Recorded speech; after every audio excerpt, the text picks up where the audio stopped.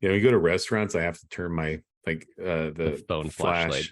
yeah, to be able to read it. And between that and not being able to hear, I think it drives my wife nuts. Well, not being able to hear, that's more of a choice than a physical ailment. Hello, my friends. Thank you for joining us for the PEBCAK Podcast, a weekly information security show featuring some all-around good people.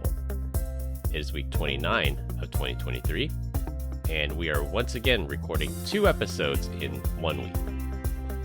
With me, I have my co-host, Havoc the Mouthpiece, who took out a second mortgage to pay for all his Prime Day purchases. Liar, I took a second mortgage out to pay for my first mortgage, you weirdo. Mortgage inception. Is that possible? Is that how that works? Yeah, I love it. String mortgages along. That's awesome. What could possibly go wrong? It's like check kiting. Just as long as you perpetuate and you don't stop, then you can't fail. I was remember those things where you could transfer your credit card balance from one credit card to the next. Yeah. Has anyone ever done that? Yeah. Dude, I was just about to say that. So when I was in college, I got up and it was like an economics class, and I was talking about how I had a couple credit cards and I was just floating money, like it took out whatever, and I was doing bounce transfers. And then I think it was the teacher was like, that's like borderline illegal, right? I'm like, I didn't know. Is it?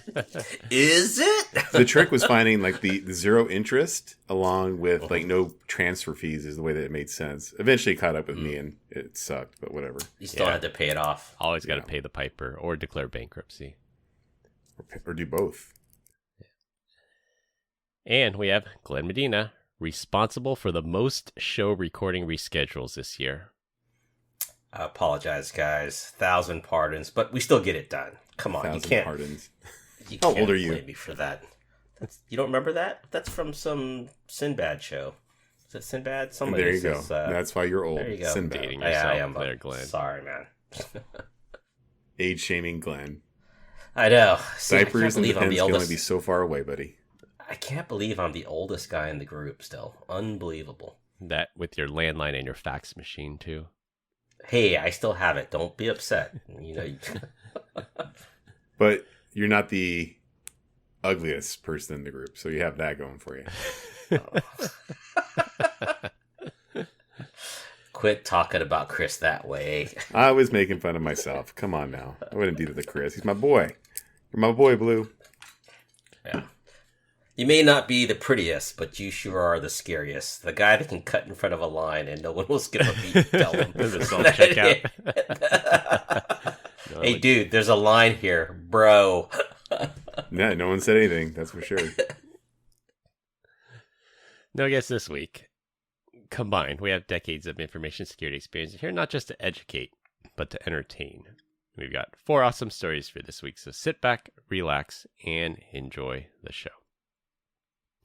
Before we start the show, we did not cover the answer to Glenn's riddle on last week's show, so here we have it. Glenn, why don't you read out the riddle again and then give us the answer?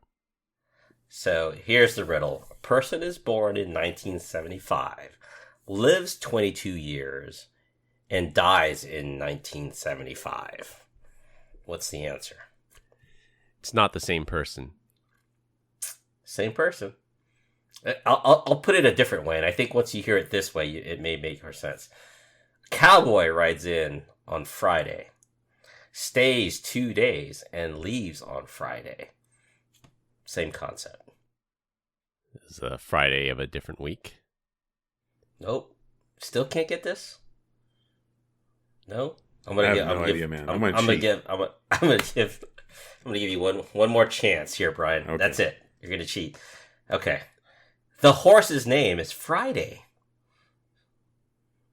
Ah. Get it? Rides in on Friday, stays 2 days, and leaves on Friday. Now, born in 1975, lives 22 years, could have been born in room 1975. His name is 1975. Could be. Who's on first base? Yes, who's on first base? But yeah, so maybe was literally born in 1975, lived for 22 years, and then died in room 1975 is the answer. Got it. Good one, Glenn. Stupid. There you go. I hate you. I like time machine. I barely Time got that. machine is the best answer. It was. I'm sticking with that. Which time machine? No, Yeah. come on, guys. I told you it wasn't a time machine. He was unplugged from the Matrix. All right. For those of our listeners that did get that, kudos to you. Send us a message. We'll try and get you some kind of swag. I think we're on verge of ordering the USB condoms, if I'm not mistaken. We're just figuring out a sourcing issue right now. So Sourcing and keep logo. listening, listeners. Yeah, we might be Sourcing going and through a logo. rebranding, so stay tuned on that. What? Hey, so real quick, I was on the Cloudy with a Chance of Trust podcast, and the podcaster that was interviewing me, Pam Kubitowski, she said, want to know what PEBCAK was. I told her, she's like, oh man, this is like that whole like ID10 type of thing, right? I was like, yeah. And funny enough, I think Glenn actually wanted to call the podcast that. And I said, no, that's stupid. Nobody knows what the hell that means. So apparently I'm the stupid one. Love you, Pam. I still love you, Pam. You're awesome. She is awesome. She is awesome. I'll link through to your show once it's posted to you, Brian, if you want to hear Brian over on a rival podcast. One more programming note. Podcast app Stitcher is permanently shutting down. So if you listen to us through there, you'll have to find us on one of their other platforms, such as iTunes, Spotify, Amazon, or Google Podcast. Since we're doing 2 shows in 1 week, the stories this week will be less InfoSec focused, which may be a good thing if you're more to market towards the less technical audience out there. This week, we're going to talk about Mark Zuckerberg's latest app. ChatGPT is used to do good. For our third topic, a post office tracking scam. And we'll close with Prime Day talk. For our first topic, Mark Zuckerberg has pulled off the ultimate zucking. He's known to steal ideas from other people and companies and integrate them into Facebook.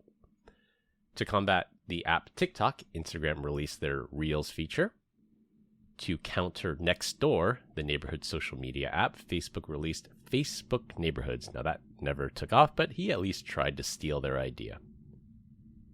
For everyone that's tired of Twitter's shenanigans, Zuck launched a text-only version of Instagram called Threads to directly compete with Twitter. You know who's not on the app Threads? The Elon. entire European Union and Elon Musk, that's true.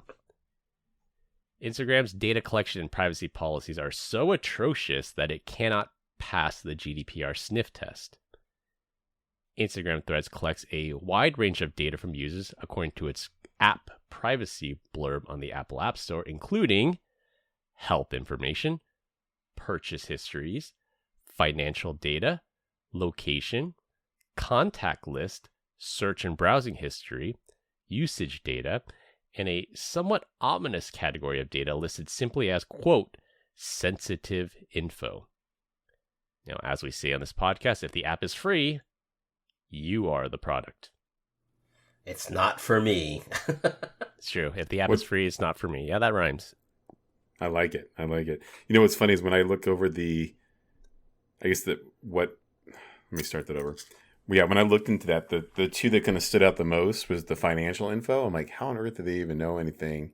And then the sensitive category, I was like, wow, that's weird. When is it capturing information? Like, does it know about my bowel movements? Like, that's cool. You know, go for it. But how are they doing that knowing, I guess that's my question, is like, if you turn off cross-app tracking on an iPhone, do they still have access to that information? Who knows? Yeah. Maybe they're planning on it. Maybe just like when you're in the app, it's just always capturing as much as it can, whenever it can. But also, you know, Facebook Threads, that's also on an Android device, which has got tons of holes in it. And I'm sure it could reach in deep and pull out as much information as it wants. So funny you bring that up, Brian. The other population of users not on Threads right now is Android. They only have an iOS app right now. Oh, Get I out stand of here. corrected. That's funny. Yeah, it's in, quote, soft launch right now. And even despite being in soft launch and only being available for a couple days, they've already racked up 30 million registered users. And the huge benefit of using Facebook threads is that you automatically get all of your Instagram followers. They all transfer over to threads. So there's no need to tell everyone to follow you on a new platform. And that's a shortfall of apps like Blue Sky and Mastodon. Like even me, like I post my Mastodon link in the show notes. You can follow me there. And my following there is just not what it is on Twitter and the other social media apps, just because people have to opt in. But threads, everyone automatically switches over and follows you. I think the funniest part. You guys? Go ahead. Go ahead. No, please.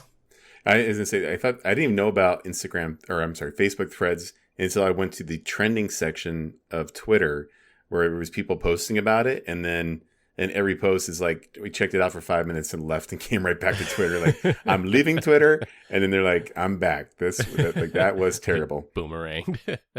Yeah. Just on that note, it's like, how much more are we just going to be like, oh God, yet another social platform? I'm just like, I'm done. I'll be honest with you guys. I've basically shut down my Facebook account, and the only thing I'm using is to communicate with some relatives on Messenger, and that's pretty much it. And then IG, only because you guys make me, right? But I'm pretty close to just stop and not use these social accounts. It just makes me angry. I think I'm beyond my 30-day cleanse of IG and Facebook, which is pretty nice. And I felt like maybe if I do keep it, I'm just going to check it like once a month or something. I did feel like I was spending way too much time on there. Yeah. No other place to send you those war TikTok videos, Brian. I know. You just have to send it to me the old-fashioned way. Carrier pigeon. Hey, what's funny or interesting about Nextdoor, which is kind of like, I'm on Nextdoor, and I love just to listen to and watch to, hear people complain. I had no idea that Facebook launched Facebook Neighborhoods. But in 2005, when I was in a small town, I was still living in the small town Globe, Arizona, and I had this idea. And I think MySpace was pretty popular, and I went to the Globe Miami Chamber of Commerce with this idea, and I said, it's going to be called the Globe Miami Front Door, and the Front Porch, and it's going to be just a community site just for the people in the Globe Miami area. We can post news, share pictures, blah blah blah. You get your own personal email, and they were like, and I think I went in there. I told them, I was like, yeah, all in. It's probably going to cost you guys to pay me probably $10,000 to make this, pull this off. And they're like, there's no way. Like, we want nothing to do with this. And I get it. Like, it was a small town. Like, their whole thing was like, something to do antique shops and whatnot. But it's funny. Like, now when I see things like, the Nextdoor app, I'm like, hey man, that was kind of my idea back in the day. And then the same thing, when I was working for a car dealership, I pushed really hard to take the site online. Like, there wasn't very many websites for car dealerships, period. Like, there was for new, but not like used car dealerships or dealerships in general. And I busted my ass to really get that taken off. And I think it was about 5 years. The owner came back to me like after I had left. He's like, man, you were just too ahead of your time on this. He's like, like nobody was ready for it, but now like we're getting pushed where, there's people want it, and you have more of a global reach with it. But we tried like whole eBay Motors and stuff, and yeah, it was a lot of fun. But I had some false starts there back in the day. You just needed some VC backing. That's all you needed. Someone to believe in you. You had the ideas. Nextdoor turned out to be $1 billion company, so you missed out on that. I'm okay with that. I'm happy where I'm at right now. That's good. No, I'm it's not. Like that. Where's my gun? You missed it. Missed the boat. It's like that saying, I rolled the dice and I got a 5. Should I re-roll it again and try to get a 6? No, I've never heard that saying, but I'm glad that you brought that up. Yeah. So you rolled a 5, Brian. You could have rolled a 6 if you took your idea public, but I think you're happy with the 5. As long as you keep rolling, that's all that matters. Rolled snake eyes. You know what? I want to say back in the day, I had no idea what even VC funding really was. You have to understand, like my reach would have been at best in a town that had 8,000 people. It may have been like maybe 1,500 people probably would have used that app. Like, no one even had high speed internet. It was still dial up. I just didn't know what was out there. It's He's true. young and dumb. The infrastructure wasn't in place. Like when you think about Webvan during the .com boom, that's basically DoorDash today. Or Instacart. Yeah. Oh, yeah. And those are billion-dollar companies. They're just too ahead of their time. Dude, I was at Fry's. When you say Instacart, like you can order groceries and whatnot. I went through self-checkout. I told you guys this story. What I didn't tell you was I actually got a coupon. It was like, order online and pick up, and we will give you $75 off your $150 purchase. I'm like, that's that's insane. So I'm going to use it. Yeah, that's actually pretty good. But they didn't tell you that the charge for that was The like fees. $150. Yeah, the fees. No service fee or anything. It's just like, just use it once. We want to see what you think about it. So that Fry's would be Kroger company. Yeah, because I think I did that with like Taco Bell. I think you've heard me say that before. My dad wanted Taco Bell. I happened to be out of town, and the meal itself is like $7 or $8, like a taco, a burrito, and a drink. And by the time it got delivered to his house, I think he saw the bill and it was like $25. And my dad was furious with me that I had done that for him. Yeah, you're welcome. Oh, what we do for convenience. Chris knows all about that. It's true. Yeah. True. Taco schmel. There you go. Chris, how often do you order Taco Bell? Not as often as you think. Basically, every time I order it, I send it to you guys in the group chat to annoy you guys. What? That's a lot. Oh my god. I think I've only gotten That's maybe I was like, he got 2 small kids. I can't believe that order. It's like, holy cow! What is he ordering over there? Never met my daughter. She is a black hole of food. Like food around her just disappears inexplicably. Oh man, I know we don't have time for this, but I'll share it with you guys anyway. So I was on a call, like kind of a partner program for a very large company, and they were harping hard, like, please don't use like gender specific pronouns. I have no idea. Pronouns like hey pronouns, guys. Yeah. And I'm like, yeah, no problem. Like I have no problem with that whatsoever. Like I don't ever do that. I just call people best friends, right? I get on the call. What do I do 10 times? I refer to them as guys. I'm like, why the hell did I just do this? Like I couldn't. I'm like, is it just because they're a big company? Is it because they were harping so hard not to do it? And I legit, like, regardless of how I may feel about this, I did feel really bad that, like, they asked me to on several different prep calls not to do it. And yet I was just firing left and right. Like, hey guys, I'm like, are you kidding? Like, I'm just sitting there like, I think people could read it on my face, like just how annoyed with myself that I was, but whatever, it happens. They were cool about it at the end of the day. Old habits die hard. But that's the thing. I don't do it anymore. Like I just don't. But for some reason they were harping on it, and I was like, all right, I won't do that. Does it 10 times. What the hell? The whole Oedipus thing. The harder you try to fight it, the more you meet your destiny. It's tough. It's tough. Yeah, I find it hard. Just and then adding those little things, and it's tough. Being on the podcast for the last 2 years has helped, but I'm still the same. It does help. I was asked to record some videos for some internal training, and I was like, all right, no problems. I was working on like the lighting and stuff because it wasn't like a light board. It was just a 5-minute dialogue. So I get on there and I try it. The first time I do it, I run through, I hit record, knowing full well that this isn't going to be the one I send over, just because wasn't sure if it's going to look appropriate. Go through it, no problem. What I said was like spot on, no crutch words. Like it was delivered. I'm like, oh, I just got to do that again. Fix the lighting, make sure my background, the green screen's on. Go to do it. I think I recorded that same video 17 times yesterday because I just kept screwing up left and right. I'm like, how is this? Like, I don't understand how I did it right the first time, but then every other time it just got exponentially worse. And I have more to do still. Just like the podcast, you keep going, you edit it in post. Yeah. Well, that's the thing. I don't want anyone to have to edit and post, but it happens.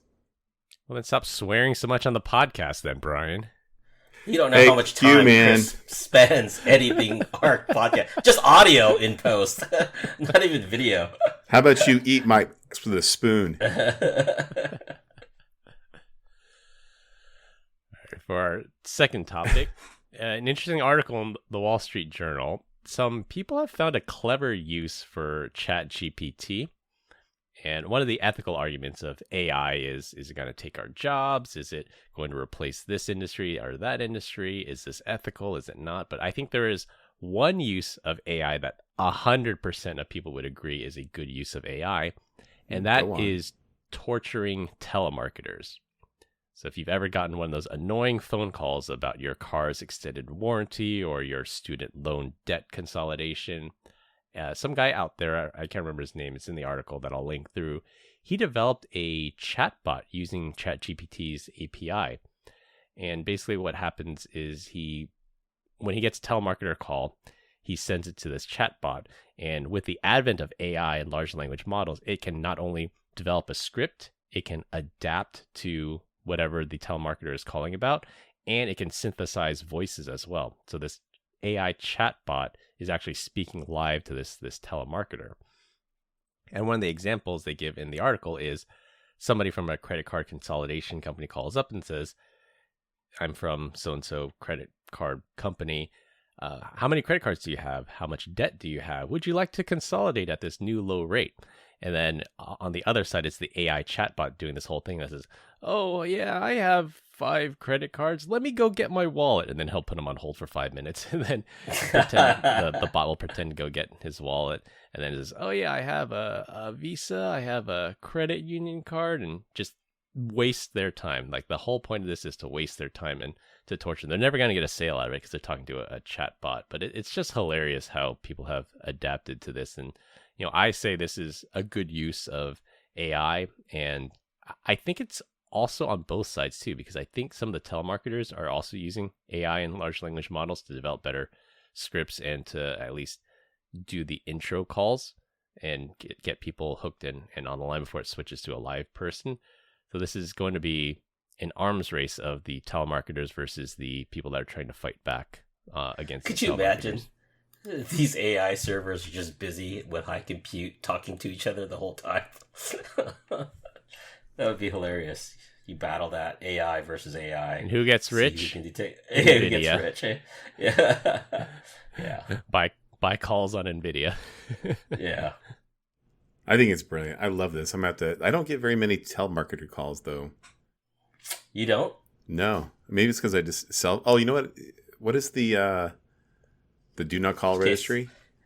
So for everyone out there, Brian's number is 925 555 That's one thing that I think Obama did right, like the do not call registry. That stopped though. I'm getting a lot of calls now. I don't know why. There's too many exceptions to it. So number one, if these call centers in India, they don't have to honor it, because even if the FCC here or the FTC can slap a fine on them, it's not enforceable in these foreign countries. And then number two, they carved out huge exemptions from guess who. Political action committees are exempt from it. Charities are exempt from it. They don't have to honor it. So you can still get all these unsolicited calls even if you're on the registry. Have you ever fallen victim to that and like actually just gave in, just like, fine, I'll listen to you. You're like, this sounds like a worthy cause. I'll donate. I have. The closest I ever got was somebody calling, and it was a cause of like, all right, maybe. And then I asked them if they're a 501c tax exempt, and like, no. I'm like, oh, sorry, I only donate to tax exempt organizations, because if they're not tax exempt, that means they're for profit. God, the minute I hear the pause handoff, I hang up. I do that too. And then my wife gets mad at me. She's like, it could be someone important. Give him a second. I'm like, no, someone takes more than 3 seconds to say hello. It's a robot dialing. Yeah. Do you ever have people like you get on and you're like, you're just bored. I got nothing to do for the rest of the morning or for part of the morning. You just ended a call early and you go, all right, pitch me. No, sell me on something. I never have that much time on my hands that I can entertain a telemarketer. Oh, I would just be like, all right, pitch me. Tell me what you got. What are you trying to sell me? So you got that. Do you give tips for Boiler Room? Yeah, that's from Boiler Room. Yeah, that's exactly from Boiler Room. Don't pitch that. Never mind. I would do. I know where Brian was going with that one. Forever. No, I think it was RSA, I did visit several booths, and I will say that I do get calls. I wouldn't call it telemarketing, but I do have like inside sales reps calling me SDRs left, right. calls. Yeah. But here's the wild part. If you want to get some wild ass swag moving forward, next time you register for like Black Hat or something like that, just put the word chief in your name, because I would never, historically, I never got any type of, wild offers, maybe an email, whatever. But now it's like, hey, how would you like to have a custom pair of Air Force Ones? Or come talk to us for 15 minutes, watch this video or listen to this video, and we'll send you like an Xbox One, right? Like it's like the things that they're giving away are insane. Like Ray-Bans, although I don't know how much Ray-Bans are. I think they're a lot, but yeah, just kind of. I'm like, and I'll sometimes I'll even talk to him like, dude, I'm not your guy. Like I can't. I have zero budget. I don't no one reports to me. And he's like, I know, just do it, man. We'll hook you up. We'll give you this. I'm like, Jesus, man, chill out. Well, little do you SDRs know, trying to hit their quota. Yeah, they're just trying to hit a number. They're trying to get a warm body to a meeting. Yeah, it's a game. There's that somebody lowbrow would take advantage of that for sure. I think it was Charlie Munger. He says something along the lines of, "Show me the incentives, and I'll show you the outcomes." And that's exactly it. If you want SDRs to book meetings, then give free Xboxes. They'll book meetings. They won't be good meetings, but they'll book meetings. And then you change the quota a little bit. It has to be an opportunity, or it has to be a cold call that turns into an opportunity. And then but I think you see where I'm going with that. Yeah, absolutely. But that's a good call. Next RSA, I'm going to register as the Chief Security Officer of PEBCAK Industries. There you go. There you go. I think I'll do the same. Get an Xbox and Air Force Ones. I'll wear it on the show. Like, I'll wear all the free swag on the show. That'd be funny. Hey, Black Hat's coming up. Should we try it? I already registered, so it's too late for me. What? I haven't registered yet, I think so you still probably go in there and change your profile name on it, at least. Yeah. Just C something. CFU. And it's not that far-fetched either, because there's so many, like, we have Chief HR Officer now, we have Chief Digital Officer. You can make your own chief titles. These things didn't exist 5 years ago. Yeah, I think we're on to something here. Chief all-around good guy. There you go. All right, for our third topic, some research from a company called Overt Operator, and it was picked up by Malwarebytes, and they did a pretty good blog write-up for this. It relates to a topic we talked about last week about various text message scams, but it actually takes it a little bit further, and this is for that missing package type scam.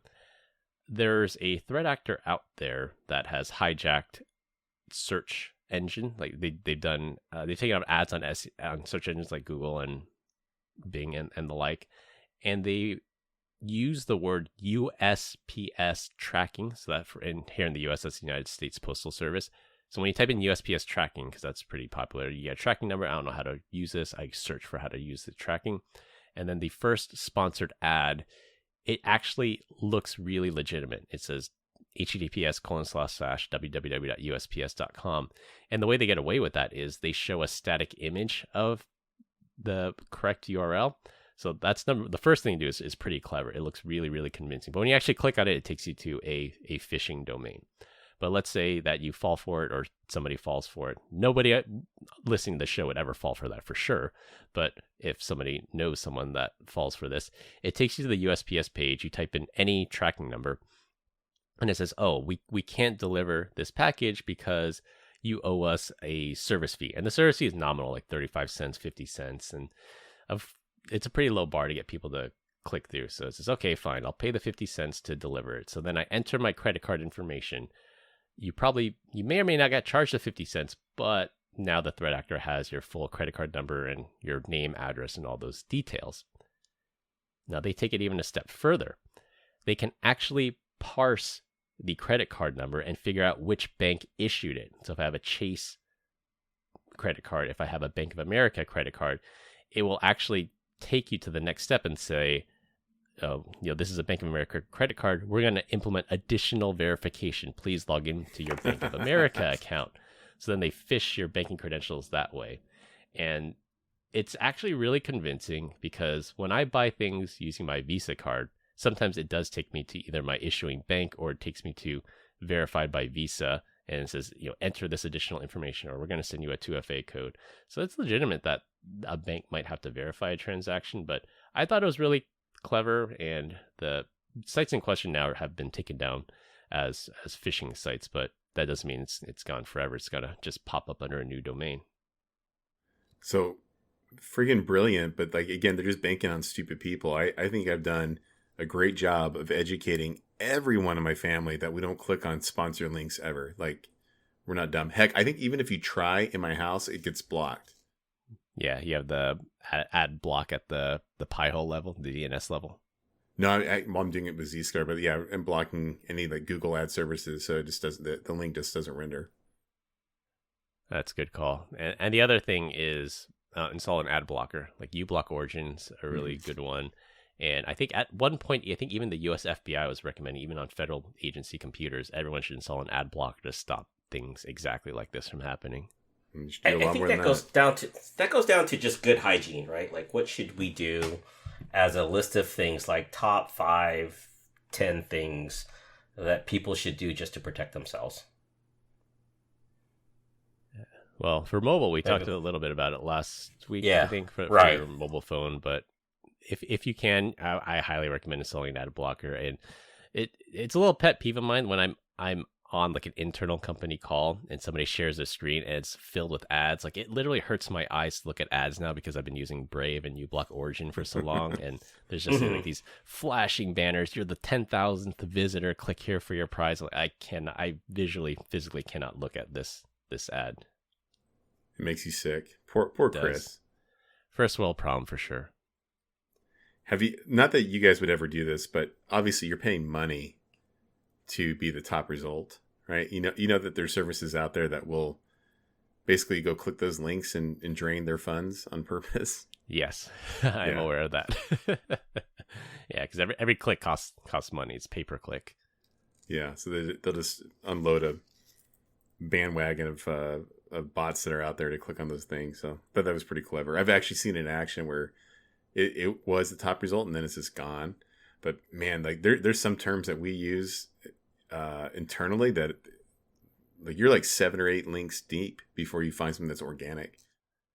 Yeah, and the other thing that some of these threat actors do out there is they just steal other people's accounts. They steal someone else's AdWords accounts. Even if you're draining their account, you're draining some innocent poor victim out there that had weak passwords.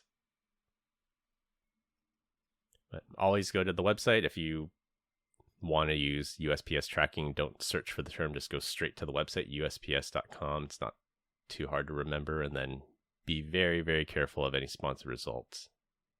And install an ad blocker. Easy peasy. Sounds like it, right? But surprised at how many people don't do that, though. That's the thing. And a Pi-hole, and a cloud proxy, and a enterprise browser. What else we got? I think that's the problem, right? Like, we in that work in this environment understand that. It's what does the average person that doesn't know that, right? Like my wife, your mom, grandma. Like, how do we help them? We gotta teach them to, like, it just takes time to educate. Like my stepdad, he's like, hey, is this email legit? And sure enough, it really was from Chase Bank or something, and telling him to, they had seen his email address and password on the dark web. And so he's like, I gotta come through here and change my password. I was like, all right, so, this is what we do. And so I'm like, what's your current password to log in? He's like, oh, let me open up the Notes app, right? And then I'm like, oh my God, this is terrible. And then it's like the password's like, it's Mugsy 12345 exclamation mark. I'm like, oh my God. I'm like, hey, what's your password for iCloud? He's like, oh, it's probably the same password. I'm like, oh, this is, you're just waiting. You're waiting for a moment to be raped over the coals. Yeah. All right, for our last topic, and it'll be a rotating topic every week. This week, we're going to talk about the return of Prime Day. I think by the time this show airs, it'll actually have already passed, but we're recording this before Prime Day. And this is Amazon's annual sale where we buy Tiwu, things we never use. What's on your Prime Day list this year? I'll let you go first, Chris. I'm curious. Yeah. The top of my list is an espresso maker for the new house, and I have my eye on a very specific model. I just want to see if it might go on sale this year. It usually doesn't. Costco sometimes has it on sale, but I don't think they. Is it the one that does its own grind as well? It grinds the coffee and then auto. It's got to be an all-in-one. So I actually visited Guy, and Guy has this espresso machine, and I was jealous of it. But I already this is have like $5,000 though. This is really expensive. It's worth it, Glenn. It's worth it. Just think of how many trips I don't take to Starbucks when I make my own coffee at home. So here's the realization. There's a lot of trips, man. I just come to the realization I could buy the most expensive machine and it could like pour gold out of it, that coffee that I love, but I'm still going to go to a coffee store to go drink coffee and hang out over there because I think it's just part of my persona. Like, it doesn't matter. I'm going to go. It's like, how many of you guys buy groceries every week and then eat out? I know I do. I waste a lot of food. So I don't like cooking. Coffee shop's an experience. So if you go there for that and to have people comment on your shoes, then if that's your thing, then more power to you. Well, I like noise. I like to go to coffee shops in the morning. I like the noise. I get settled in. I look at my email, kind of plan my day, get things going. If a friend comes by, then we chat for a couple minutes, and then I kind of leave. Here in Vacaville, which is really nice, there's a couple of areas where you can charge your car for free. So while the hour, 2 hours that I'm sitting there, kind of getting my day started at 7:00 in the morning, get a free charge at the same time. Wow, that sounds so horrible. I don't understand why you want to do rough. that. It's rough. So two things. What? One, if you're paying for the coffee, it's not free charging. It's the cost of the coffee. And then number two, if you like background noise, I think we talked about it before, but Spotify, if you look for background noise or coffee shop on Spotify, they actually have a playlist that you can have that plays background noise for you. Maybe I'm just a social person that wants to be outside and watch people interact. So, I think you are, man. I think I am. So. I say that like you're a weirdo, but every morning I go to the gym, right? So maybe that's my social noise and seeing people and whatnot. Could so. be. Yeah. Join spin classes, Brian. Yeah. So just the coffee machine, if we're back on track again, on topic. So that's just the coffee machine? Yeah, it's doubtful it's going to go on sale. Like, if I want a coffee machine, I'm sure I could find one, but I'm looking for a very, very specific one, and it may or may not go on sale. I recently bought a Steam Deck, and that's a portable gaming device. That was a gift to myself. I rarely actually buy gifts for myself, so this is one thing I splurged on. And it was only because it's on Steam Summer Sale. I would never pay full price for this thing. So maybe stuff for that, maybe like a protective case or something. I'll keep an eye out for that. I recently bought a new Kindle. So my old Kindle Paperwhite, I've had it for 7 years now. It sort of died. There was like a line across the screen that wouldn't go away, and then the Wi-Fi would never hold. No matter what factory reset it, the Wi-Fi I think just died on it.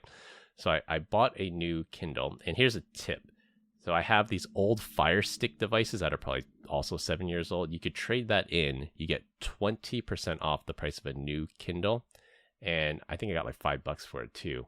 And then I bought the Kindle for Kids edition, and it's around the same price, or it's maybe just slightly more, but the Kindle for Kids edition has a few benefits. So one, you get a free case with it. Two, you get I think it's a 2-year no questions asked warranty. Even if you drop it and break it, you drop it in a swimming pool and it breaks, you send it back to them for 2 years, no questions asked. They'll send you a brand new one. And number three, the biggest benefit of the Kids edition is no ads. So there's no ads on the Kids edition of the Kindle. And then once I got it, I switched it out of Kids mode, put it in adult mode, and you'll never know the difference. What's the difference? I've got to ask, what's the difference between adult mode and kids mode? It's just no ads. It's no, but it ends up getting ads if he takes it into adult mode. No. Even in adult mode, it doesn't. So the device is a kid's device, so it'll never have ads. But the kids part, you can set screen time of how much time they can use it, and then there's a rating restriction too, that you can only read kids books on it. So when you're in adult mode, it's just like any other Kindle, just no ads and a free case. So this goes down to Chris's frugality here.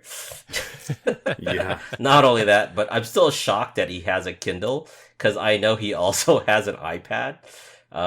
It's different. So, like if you take it to the beach, you can't read an iPad at the beach. Like anything that's backlit in direct sunlight is hard to look at. So that's why I don't know about like you. Paperwhite. the last thing I want to do is read at the beach. Yeah, there's this thing called the water. ocean. Yeah, the water. Reading by the pool, reading in your sand, backyard, take your pick. Yeah. Well, both of your backyards have pools, so that's synonymous. But unlike you guys, I don't have a pool in my backyard. So if I read in my backyard, I need something that's not backlit. Hey, here's an idea, Father of the Year. So. How about you watch your kids around water, you loser? Yeah. God damn, man. Just kidding, Chris. I know your wife takes care of the kids while you sunbathe. Nice. And the only thing I'm looking for is actually an Audible promo. I've taken a page out of Glenn's book, and I'm consuming about 2 books a month on Audible. So if there's a promo for like 3 months free or 3 months for the price of 1, I'll probably pick that up. God, you're really trying just for the first 3 months free, knowing that you're gonna get it eventually. That's awesome. So, yeah, I'm looking for some small things. I like the switches still, so I'm looking for some outdoor Alexa or some smart plugs, so that way I can turn lights on without having to go over there and turn stuff off and on. And you can automate it too. You could say turn on like an hour after sunset or something. Yeah. I think that's the stuff. And looking for a couple more cameras, more Ring cameras to put around the house. But yeah, I got my pool vacuum last year, but I think it was right after Prime Day, because it really didn't go off on price. But yeah, and I'm looking for like one of those studio lights. Have you seen those? Like those ring lights? Ring light, yeah. Yeah, the selfie lights. But I'm looking for a selfie bar now. I think it's made by Blue, the company Blue that does the same for our microphone. Yeah. Makes the Yeti microphone. Yeah. Just simply because I don't think I have enough lighting at sometimes in my office. So I think being able to highlight my cheekbones is going to be a lot nicer. You're absolutely right. You got to be careful about you buy into the Ring ecosystem. There was a story, I'll probably link through it here. There's a story of a guy that had Ring all around his house, cameras, smart locks, the works. And there's an Amazon driver that thought he heard a racial slur come out of one of the Ring doorbells. Like he thought the delivery driver thought the owner was saying racial slurs at him, and Amazon cut off his entire access. They shut down his Amazon account, shut down his Ring account. He could not get into his house because everything's smart. He doesn't carry a physical key with him. For like a couple of days, this guy was just locked out of his house because Amazon thought he said a racial slur to him. And they played it back, and there was the guy wasn't even home at that time, and he wasn't connected to the app at that time. So just be careful with the Ring ecosystem, because they could literally cut you off at any time. Yeah, you're probably right. That's probably any ecosystem in general, but I don't have that full automation set up. Just cameras, right? That's all I'm trying to do. Yeah. How about you? Yeah, I'm. So we have some of the Ring ecosystem in the old house as well, and the doorbell sits facing the western facing, so that thing is dying. We've had it for a while. It's the Arizona sun is beating it down. So I'm gonna probably look to replace that. What if you get a sunshade or something for it? They make that. Yeah, and then it just doesn't show you people mocking up. Yeah, that'd be great. And it's physically, it's the button, it cracked and it fell off, so. But the camera still actually works. It's surprised, man, because it gets freaking hot. I love Ubiquity, so I'll probably look around and see if anything goes on sale there, just to spend money, I guess. Right? I like them, so I think they're pretty cool. The other one is Nintendo's releasing a game in, I think, October or November of this year, and my wife and I and the kids, we love Super Mario Brothers. So we don't have a Switch, but this new game's coming out, and it's called Super Mario Brothers Wonder, which is the old school way of playing Mario. Anyway, so long story short, I don't own a Switch, but I'm probably going to buy a Switch and some controllers. That way, when the game comes out, you can buy it real quick and then go back and have some family fun nights. So what you're saying is you're going to spend $500 to play a 30-year-old game? Well, so watch the clip of it. I mean, it's I know, I get it. It's a new version of the game, but yeah. It's still a lot of fun though. When it comes to Mario, we're super competitive, so we'll get 4 controllers and go there and try to beat the game as fast as possible. It's good. Do a speed run. I remember when I had the original Xbox and I hacked it so I could play NES games on it, and someone said, congratulations, you bought a cutting edge gaming system just to play 30-year-old games. It's true. I remember the Xbox first came out. I'm like, it's got to be Windows, right? We can hack this thing. No, it wasn't running Windows. Xbox OS. Yep. And that's Close. it. It was running Windows 95. You just didn't know it. So you just reskinned it. Yeah. Continue to get great comments about our dad joke of the week. Dad joke of the week. This week, Glenn is up. All right. I was sitting in the backyard with my wife when I suddenly blurted, "I love you." And she kind of looks at me and she says, "Is that you or the beer talking?" And I said, "It's me talking to the beer." I feel like that was a real thing. Wah, wah, wah. All right, to wrap things up, Threads is trying to kill Twitter. ChatGPT is being used to torture telemarketers, and that's a good thing. Beware of post office package delivery scams, and spend wisely on Prime Day. That's all I have for this week. We hope you enjoyed this week's episode. You can find us all on LinkedIn. Links will be in the description. Follow us on Instagram at PEBCAK Podcast. Thank you to all our listeners and subscribers who rated us 5 stars in the iTunes Store and Spotify and left us a review. We appreciate you all spreading the word to help grow the show. The best way to find us is to search for the PEBCAK Podcast on your favorite podcast listening app, which is no longer Stitcher, so find us on one of the other ones. For my co-hosts Brian Deitch and Glenn Medina, I'm Chris Louie. Thanks for listening. We'll see you all next weekend. As always, have a nice day. Bye, Felicia. Happy Prime Day, everyone. Nice day.